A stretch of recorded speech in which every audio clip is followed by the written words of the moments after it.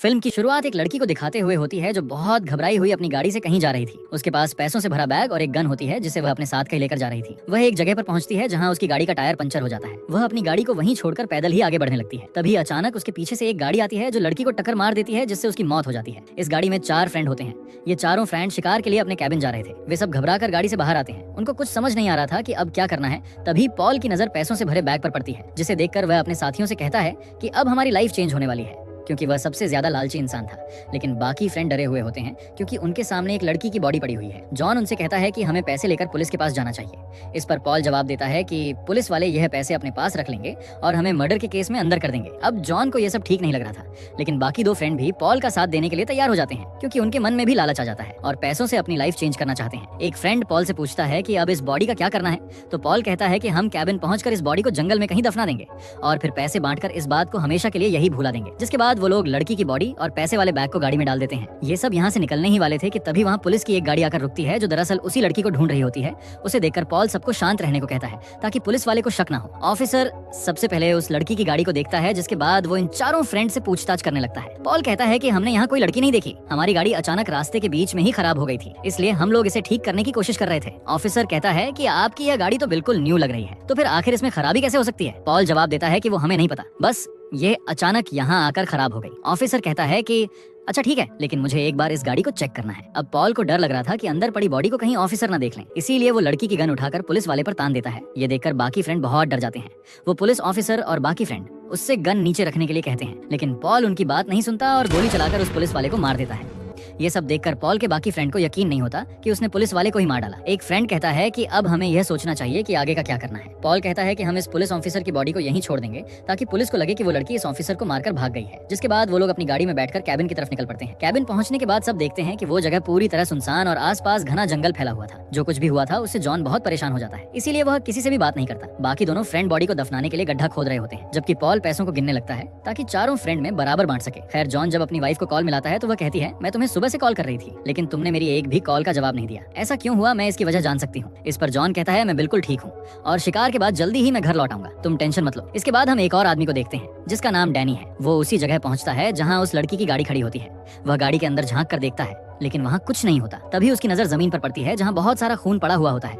अब उसे समझ आ जाता है कि उसे कहाँ जाना है। वो गाड़ी लेकर सीधा उन फ्रेंड के कैबिन पहुंच जाता है जहाँ वो लोग उस बॉडी को दफना रहे थे। उस आदमी को देखकर चारों फ्रेंड चौंक जाते हैं। एक फ्रेंड उससे पूछता है कि तुम कौन हो और यहाँ क्यों आए हो? तो डैनी कहता है कि तुम लोगों के पास मेरा एक बैग है, मैं उसे लेने के लिए यहाँ आया हूँ, मुझे मेरा वो बैग दे दो और मैं यहाँ से चला जाऊंगा।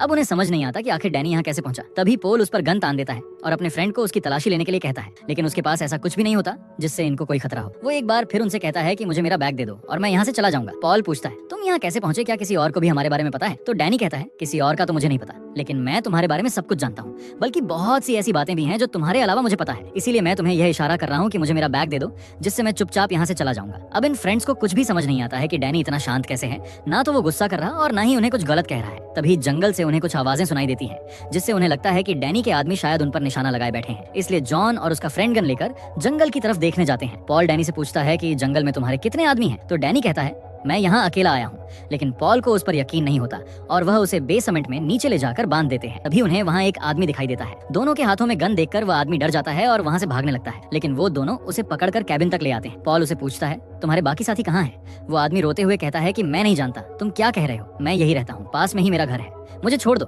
मैं मेरी बेटी और बीवी के पास जाना चाहता हूँ। आदमी बहुत ज्यादा डरा हुआ होता है, जिससे साफ पता चल रहा था कि वो सच बोल रहा है। जॉन कहता है, इसकी हालत तो देखो, मुझे नहीं लगता कि यह कुछ भी जानता है। लेकिन पॉल कहता है, अब इसने हमें देख लिया है, अगर यह पुलिस के पास चला गया तो हम चारों जेल में होंगे, इसलिए हमें इसे मारना ही होगा, लेकिन इस बार ये काम किसी और को करना होगा। फिर जॉन का फ्रेंड कहता है, मैं इसे मारूंगा। वह आदमी उनसे अपनी जान की भीख मांग रहा था और यह सब देखकर जॉन के फ्रेंड को दया आ जाती है, जिससे वह उस पर गोली नहीं चला पाता। लेकिन तभी पॉल उस पर गन तान कर उसे गोली चलाने के लिए मजबूर कर देता है। तो मजबूरी में जॉन का फ्रेंड उस पर गोली चला देता है, जिससे उस आदमी की वहीं मौत हो जाती है। अब जॉन का फ्रेंड कुछ देर के लिए सदमे में चला गया था, क्योंकि उसने एक इंसान की जान ले ली। अब जॉन बॉडीज को ठिकाने लगाने में लग जाता है। वहीं पोल डैनी के पास आता है। तभी डैनी उसे कहता है कि तुमने एक बेगुनाह आदमी को मार डाला है, जबकि तुम जानते थे कि वह बेकसूर था। अब शायद तुम्हें इंसानों का शिकार करने में खुशी मिलती है। तुम ये सब खुद को बचाने के लिए नहीं कर रहे, बल्कि तुम्हें इन सब की आदत होने लगी है, जैसे कोई नशे की आदत लगती है। डैनी की ये बात सुनकर पॉल हैरान रह जाता है। फिर जब जॉन अंदर आता है तो डैनी फिर से उन लोगों से कहता है, मैं तुम सबको लास्ट बार कह रहा हूँ, मुझे मेरा बैग वापस दे दो और मैं यहाँ से चला जाऊंगा। ये सुनकर पॉल का एक फ्रेंड कहता है, अगर हम पैसों में से एक हिस्सा इसे भी दे दें तो मेरे ख्याल से इसमें कोई प्रॉब्लम नहीं होगी। लेकिन पॉल इसके लिए नहीं मानता, जिस पर डैनी भी कहता है, मुझे कोई हिस्सा नहीं चाहिए, या तो मैं सब कुछ लेकर जाऊंगा या फिर कुछ भी नहीं। ये सुनकर पॉल उसके सिर पर गन तान देता है। डैनी फिर शांत रहा और बड़े धीमे लहजे में कहता है, तुम सब मुझे नहीं मार सकते, और हाँ क्यों ना तुम अपने फ्रेंड्स को कैलिफोर्निया वाली बात बता दो।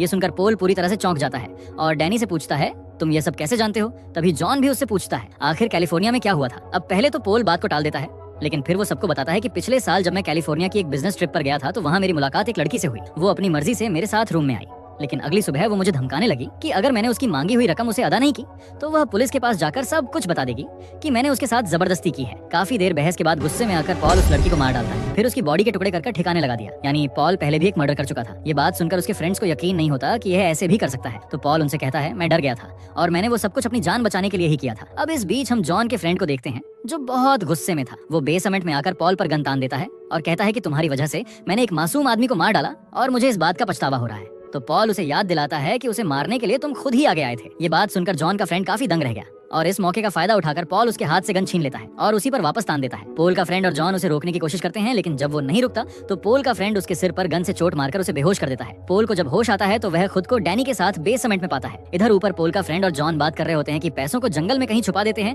जब तक कि यहाँ नहीं कोई हल नहीं निकलता, क्योंकि जब से ये बैग हमारे सफर में आया है हम अपनी इंसानियत खो चुके हैं। इधर बेसमेंट में डैनी पॉल को भड़काता है कि तुम्हारा फ्रेंड तुम्हें अपने प्लान में शामिल नहीं करेगा, और वह पैसे लेकर चला गया है। तब पॉल गुस्से में आकर जॉन के पीछे भागता है, लेकिन तभी जॉन का फ्रेंड उस पर गोली चला देता है जिससे वह नीचे गिर जाता है। तब उन्हें लगता है कि शायद पॉल मर गया है, इसलिए जॉन का फ्रेंड बेसमेंट में जाकर रोने लगता है। तब डैनी कहता है कि अब रोने से कोई फायदा नहीं होगा, तुम उस आदमी को मारना नहीं चाहते थे, फिर भी तुमने उसे मार दिया और अब तुमने अपने फ्रेंड पर ही गोली चला दी। तुम्हें लगता है कि रोने से यह तुम्हारा गुनाह माफ हो जाएगा। दूसरी तरफ हम जॉन को देखते हैं जिसे जंगल में एक खोखला पेड़ नजर आता है और वह उस बैग को उसके अंदर छुपा देता है। कुछ देर बाद जब पॉल की आंख खुलती है तो वे जल्दी से जाकर एक पेड़ के पीछे छुप जाता है, क्योंकि असल में गोली उसके कंधे पर लगी थी जिससे वह बच गया था और अब वो समझ गया था कि मेरे फ्रेंड भी मेरे खिलाफ हो चुके हैं। इधर डैनी पॉल के फ्रेंड से पूछता है, क्या तुम जॉन पर भरोसा करते हो? इस पर वो जवाब देता है कि हाँ, मुझे जॉन पर पूरा यकीन है। डैनी कहता है, तुम ये पैसे लेकर अपनी लाइफ संवारने का सोच रहे हो, लेकिन मैं तुम्हें बता दूं कि इन पैसों से आज तक किसी का भला नहीं हुआ है। इस पर फ्रेंड उसे चुप रहने को कहता है। डैनी फिर से कहता है कि मुझे मेरे पूरे पैसे दे दो और मैं तुम्हें यहाँ से जिंदा जाने दूंगा, लेकिन वो फ्रेंड उसकी बात को नहीं समझ पाता। जब जॉन कैबिन की ओर वापस लौट रहा था तभी पॉल उसके सामने आकर उस पर गन तान देता है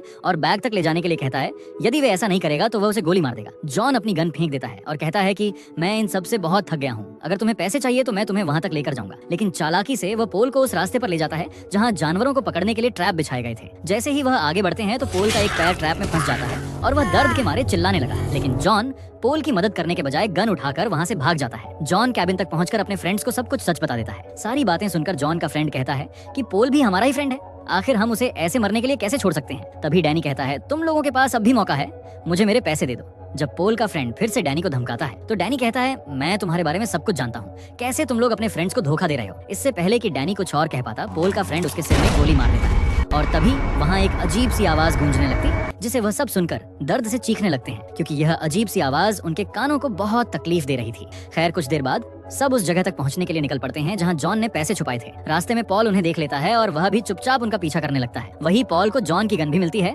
जिसे वो अपने पास रख लेता है। आगे बढ़ते हुए जॉन पॉल के फ्रेंड से पूछता है कि क्या तुम मुझसे कुछ छुपा रहे हो? पॉल का फ्रेंड हाँ में जवाब देता है और कहता है कि मुझे माफ कर देना, क्योंकि मेरा और तुम्हारी बीवी का चक्कर है। ये सुनकर जॉन काफी चौंक जाता है और वह गुस्से में बोलता है, मैंने तुम्हारे साथ कितना अच्छा व्यवहार किया, लेकिन तुम दोनों ने मिलकर मुझे धोखा दिया। ये सब कहकर जॉन उसके सिर पर गन तान देता है, लेकिन गोली नहीं चलाता और कहता है कि पैसे लेकर यहाँ से निकल जाऊंगा और जिंदगी में तुम्हारी शक्ल नहीं देखूंगा। खैर इधर हम डैनी को देखते हैं जो अचानक अपनी आंखें खोलता है, यानी कि वो अब दोबारा जिंदा हो गया था। इसका मतलब ये है कि वो इंसान तो नहीं है। उधर वे सब उस पेड़ के पास पहुंच जाते हैं जहां जॉन ने पैसे छुपाए थे। जॉन का फ्रेंड कहता है, अब हमें पॉल के पास जाना चाहिए। तब इस पर पॉल के फ्रेंड ने कहा, उसको भूल जाओ, वो अब तक शायद मर चुका होगा। इतना कहते ही पॉल उसे गोली मार देता है और उसकी वहीं मौत हो जाती है, क्योंकि पॉल चुपचाप उन पर नजर रखे हुए था। ये सब देखकर जॉन और उसका फ्रेंड पेड़ के पीछे छुप जाते हैं। तब जॉन का फ्रेंड पॉल से कहता है, तुम हमारे फ्रेंड हो, हम तुम्हें लेने ही आ रहे थे। मैं अपनी गन फेंक कर बाहर आ रहा हूँ और तुम भी अपनी गन फेंक दो। इस पर पॉल कहता है, पहले तुम बाहर आओ। तभी जॉन का फ्रेंड पॉल पर भरोसा करके बाहर आ जाता है। उसके हाथ में बैग भी था, लेकिन तभी जॉन का फ्रेंड पॉल के पीछे खड़े डैनी को देखता है। उसे देखते ही वह दंग रह गया। उसके हाथ से बैग नीचे गिर जाता है। वो सोचता है कि यह जिंदा कैसे हो गया। पॉल को कुछ समझ नहीं आता और इसी उलझन में वो जॉन के फ्रेंड को गोली मार देता है। अब सिर्फ पॉल और जॉन दो ही जिंदा थे। इसी बीच डैनी जॉन के फ्रेंड को घसीटते हुए एक पेड़ के नीचे ले जाता है। फिर वो एक इंजेक्शन से उसका खून निकालता है ताकि खुद को जिंदा रख सके। और आखिरकार हमें यहाँ पता चलता है कि असल में डैनी एक मॉन्स्टर है। जॉन का फ्रेंड अपनी आखिरी सांसें गिन रहा था कि तभी डैनी उसे कहता है, तुम इंसान कुत्तों की तरह हो गए हो। जैसे कुत्तों को मांस का टुकड़ा डालने पर वो अपने ही साथियों से लड़ने लगते हैं। यहाँ फर्क सिर्फ पैसों का है। वरना लालच में इंसान भी जानवर के बराबर है। मैंने तुम्हारे बीच पैसे फेंके, जिसके लालच में तुम लोगों ने अपनी फ्रेंडशिप भुला दी। डैनी ने इन सबको आजमाने के लिए यह सब किया था और वह कई सालों से ऐसा करता आ रहा है। उधर जॉन जैसे ही अपना सिर बाहर निकालता है, पोल उस पर भी गोली चला देता है। उसे लगता है कि शायद जॉन मर गया, लेकिन जॉन अभी भी जिंदा होता है। इसीलिए जैसे पोल पैसों का बैग लेने के लिए आता है, जॉन उस पर गोली चला देता है और उसे मार डालता है। लेकिन जॉन भी अब मरने वाला था क्योंकि वो बुरी तरह जख्मी था। तभी डैनी उसके पास आता है और उसे अपना खून पिलाता है। वो कहता है कि मेरी तरफ से यह तुम्हारे लिए एक तोहफा है, इससे तुम अमर हो जाओ। तुम इंसान बहुत लालची होते हो जो अपने फायदे के लिए कुछ भी कर सकते हो, और अब मैं तुम्हें एक नई जिंदगी दे रहा हूँ। ये कहकर वो पैसों से भरा हुआ बैग और गन लेकर वहाँ से चला जाता है। खैर अगली सुबह वो बैग को उस लड़की की गाड़ी में रख देता है। थोड़ी ही देर बाद में हम उस लड़की को गाड़ी की तरफ आते हुए देखते हैं, यानी वो जिंदा थी क्योंकि वो भी एक मॉन्स्टर ही थी। वो लड़की बैग लेकर फिर से अपने काम पर लग जाती है, जो वह डैनी के साथ मिलकर इतने सालों से करती आ रही है। यानी यह दोनों इंसानों को आजमाकर उनका शिकार करते हैं और खुद के लिए पीने का खून जमा करते हैं। खैर अब एक नई जगह पर दो लोगों को देखते हैं जो उसी पैसों से भरे बैग को देखकर हैरान हो जाते हैं और उनके मन में भी वही लालच जाग उठता है। इससे हम समझ जाते हैं कि अब वह लोग भी डैनी के अगले शिकार बनने वाले हैं। फिर हम जॉन को देखते हैं जो अभी जिंदा था। जाहिर है कि वो भी डैनी का खून पीने से मॉन्स्टर बन चुका था और डैनी के साथ मिलकर इस नए मिशन में शामिल हो जाता है। फिल्म की कहानी यहीं पर खत्म हो जाती है।